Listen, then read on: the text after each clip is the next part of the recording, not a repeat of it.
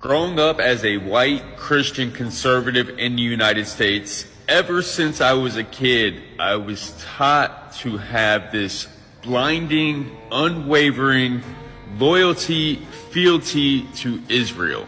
I was conditioned to believe that Israel was the promised land and the Israelis were God's chosen people, and all the Arabs surrounding Israel just wanted to annihilate them and wipe them completely off the map. We were taught that Muhammad was a false prophet and those who were worshiping to Allah were worshiping to the wrong God. And we were taught that we were supposed to pledge allegiance to the United States, support the American military and their endeavors all across the world, but especially in the Middle East, and their support for Israel. We were supposed to back that no matter what. And to question anything would be un-American. But now that I'm older and we have access to the world at our fingertips and I can see with my own two eyes what is going on, I've began to question everything. I realized that we bought the lie that Western media propagates to us. We bought the lie that the American church or the Western church propagates to us. I don't believe in the duality of the world. I don't believe that we are good, that America's good, that Christians are good, that Jewish people are good, and that Arabs and Muslims are bad and evil.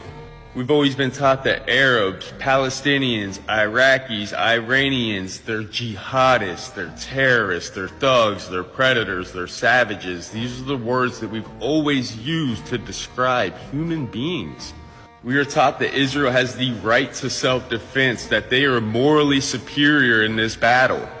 But I now realize that he who controls the media controls the masses, and Israel has the power to not only control the narrative, but to control the way that the war is fought. We are taught that this war started from a Hamas terrorist attack on October 7th, but in reality, this war started 75 years ago, with the start of the ethnic cleansing of the Palestinian people and the stealing of their land.